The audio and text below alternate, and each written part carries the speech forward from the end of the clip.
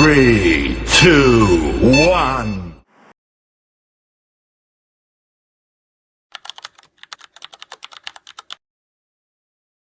في مصر لما بنسمع كلمة فرح أول حاجة بتيجي في دماغنا كلمات زي حنة، زفة، قاعة الفرح والفستان الأبيض. ده العادي في مصر، لكن مش ده العادي في باقي العالم، لأننا لما لفينا حوالين الكوكب المرة دي عشان نجمع لكم أغرب عادات الجواز، عرفنا إن أغرب حاجة في الجواز مش فستان العروسة ولا الشبكة ولا حتى خناقة المعازيم. لا، ده في بلاد حولت الجواز لفيلم أكشن ورعب، وفي بعض الحالات لفيلم كرتون. زي مثلا ان في بلد لازم العريس يتضرب بالعصيان، وفي بلد تانية العروسة لازم تعيط شهر كامل لمدة ساعة يوميا قبل الفرح. وعادات جواز تانية اغرب واعجب من كده هتعرفوها وتسمعوها لاول مرة. لكن كالعادة بعد ما تنزلوا تعملوا لايك وتشتركوا في القناة وتعملوا متابعة لو مش عاملين، وتطلعوا تاني عشان نبدأ حلقتنا.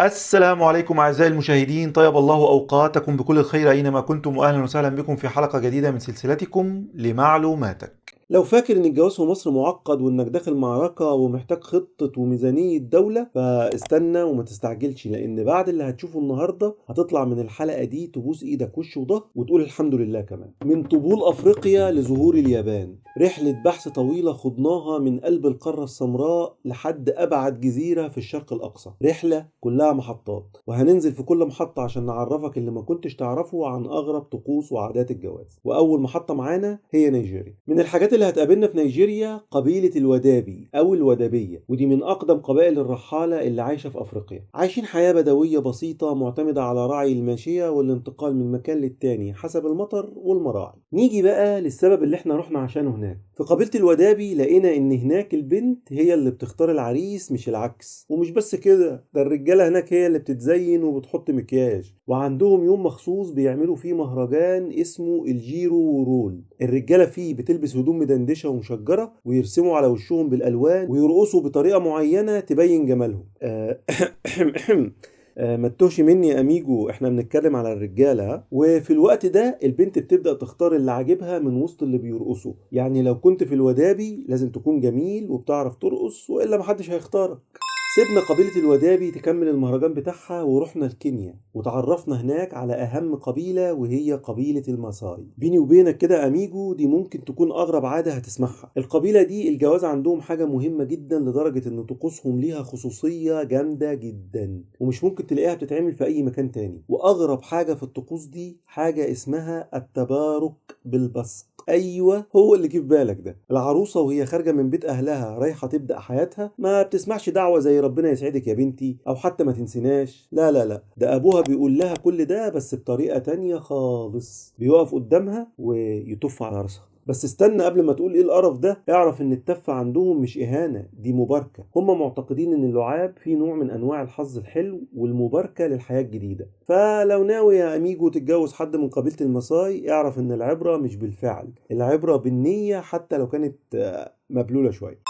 ومرضناش نسيب افريقيا من غير ما نروح الجنوب، وتحديدا في زيمبابوي عند قبيلة ندبيلي. وبسبب اللي هتعرفه عن القبيلة دي هتحمد ربنا على الشبكة اللي هتجيبها. اول حاجة، العريس مش بيروح يتقدم وعايز اتجوز بنتكم كده وخلاص، لا، لازم الاول يبعت وفد رسمي من اهله يروحوا لاهل العروسة ويدخلوا في مفاوضات. السلام عليكم. كأنهم بيشتروا حاجة. ندفع كام؟ ناخد كام بقرة؟ والعروسة بتيجي بضمان؟ طب في كتالوج صيانة؟ حاجات زي كده. والموضوع هناك في مهر، بس مش على هيئة ذهب ولا فلوس، حتى العملة المعتمدة هناك هي المواشي، وخصوصا البقر. تجوزني بنتي اللي بتاخد 50 بقرة.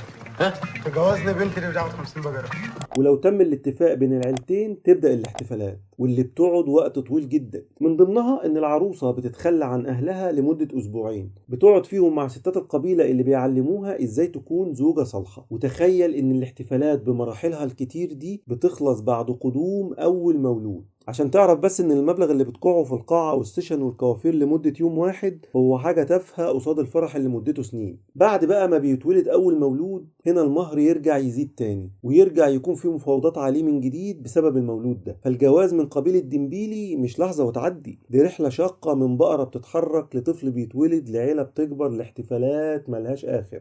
ونسيب قارة أفريقيا بقى ونروح لآسيا، واللي رحلتنا هناك هتبدأ من إندونيسيا. وهناك عادات الجواز مش بس غريبة، لا دي صعبة وقاسية جدا كمان. الحب هناك يا أميجو مش ورد أحمر ولا غنوة رومانسية، هناك بيتقاس بحاجة واحدة: تقدر تستغنى عن الحمام 3 أيام؟ ده بجد. قبل الفرح ب3 أيام العروسين بيتمنعوا من دخول الحمام أو حتى الخروج من البيت، وبيتم مراقبتهم طول المدة دي. ولو لا سمح الله حد فيهم ما قدرش يكمل التحدي ده، بيتقال عليه ده دخل الحمام قبل الجواز. عارفين دي عندهم أقوى من طلقها قبل الفرح بيوم كده. وده لأنهم معتقدين إن العادة دي بتخلصهم من أي طاقة سلبية، وبتضمن لهم إنهم هيعرفوا يعيشوا مع بعض تحت أي ضغط، وبالتالي ما يبقاش فيه طلاق. وده طقس مهم جدا من طقوس قبيلة تيدونج. ومن إندونيسيا نروح لألمانيا. ايه ده، هي اوروبا والدول المتقدمه كمان عندهم عادات غريبه في الجواز؟ في ألمانيا لقينا عندهم عادة بتخليهم معتقدين إن من خلالها العلاقة بين العروسين هتكون قائمة على التعاون. والعادة دي هي إنهم بيكسروا الأطباق قدام البيت وينظفوهم مع بعض. العيلة والصحاب بيجوا قبل الفرح بيوم، وكل واحد فيهم جايب معاه طبق، واللي مش بيجيب طبق مش بيحضر الفرح. ويبدأوا إنهم يكسروا الأطباق دي قدام بيت العريس، عشان لما يتقالك هنكسر وراك قلة تعرف إن دي عادة كويسة ومش بتتعمل عندنا إحنا بس. نرجع بقى لآسيا تاني، لكن المرة دي هتكون محطتنا في الصين، واللي فيها العياط بيبدأ من قبل الفرح. والله دي عادة من العادات المنتشرة جدا في الصين، وهي إن العروسة لازم تعيط كل يوم لمدة شهر قبل الفرح. يعني بدل ما تحجز ميك اب ارتست للعروسه بتحجز لها مناديل. مش بس كده، ده العيله كمان لازم تشارك في العاده المنيله دي. الام تعيط والخاله تعيط واللي ملهاش دعوة تجيب دموع صناعية وتعيط. وده لأنهم بيعتبروا العياط تعبير عن الفرح الشديد وطقس مهم من طقوس الجواز. فاكر في الانترو لما قلتلك يا أميجو إن في بلاد حولت الجواز لفيلم أكشن؟ أهو ده اللي شفناه لما رحنا كوريا الجنوبية. وأغرب طقوس الجواز عندهم هو إنهم يمدوا العريس على رجله، يربطوا رجله بحبل، وتيجي العيلة وأصحابه ويضربوه على رجله بالعصيان. والأغرب إن أحيانا بيضربوه بسمك مجفف، وفي اعتقادهم إن هو لو استحمل الضرب هيستحمل المسؤولية بعد الجواز. مسكين ما يعرفش ان الضرب ارحم له بكتير، والمصحف الشريف ارحم بكتير. واخر محطة معانا في اسيا هتكون من اليابان. ودول بقى ناس هادية خالص، احتفالاتهم تقليدية وما فيهاش حاجة غريبة قوي. العروسة بتلبس حاجة مشهورة هناك اسمها الكيمونو الابيض، وبتدهن هي شخصيا بالابيض، وبيعدي الفرح على كده. طيبين قوي يا خال. لو وصلت معانا لحد هنا فاسمح لي أقولك إنك رسميا تستاهل دعوة فرح في أي قبيلة من القبائل اللي زرناها. في النهاية حابين نقول إن الهدف من الفيديو ده مش بس إنك تضحك وتندهش وتقول إيه ده هما بيعملوا كده بجد، لكن كمان عشان تعرف إن الجواز حوالين العالم مش مجرد فستان أبيض ودي جي وقاعة. ده طقس إنساني عميق مليان رموز ومعتقدات وعادات بتمثل ثقافات وشعوب بيفكروا بطريقة مختلفة عننا، بس هما عندهم نفس الهدف: إنهم يبدأوا حياة جديدة بحب واحترام وشوية مجازفة. يعني لما تسمع إن في حد بيتبارك بالبصق أو بيضربوه بسمك على رجله أو مش بيدخل الحمام قبل الجواز، ما تضحكش، بس فكر ليه بيعملوا كده وإيه المعنى ورا كل حاجة. وأخيرا، مهما حسيت إن تجهيزات الفرح في بلدك متعبة ومكلفة، افتكر إنك على الأقل مش هتحتاج تعيط شهر ولا تستحمل الضرب على رجلك، وإن فرحك يا دوب كان يوم واحد ما قعدش سنين. خد من كل عادة حكاية، ومن كل حكاية عبرة، وافتح عينيك على العالم اللي مليان اختلاف بس برضه مليان تشابه، لأن في النهاية كلنا بندور على نفس الحكاية: حب نبدأ بيه عمر جديد. وبس كده، دي كانت حلقتنا النهارده. قولوا لنا ايه اكتر واغرب عاده سمعتوها النهارده، او ايه اكتر عاده تتمنوا انكم تعملوها لو كنتم من سكان البلاد اللي اتكلمنا عليها. ولو في عادات جواز تانية غريبه ما ذكرناهاش قولوا لنا عليها في التعليقات. في النهايه بنفكركم لو عجبكم الفيديو ما تنسوش تدعمونا باللايك والشير، وتقولوا لنا رايكم في الكومنتات. كان معكم الهستوريادور، نستودعكم الله.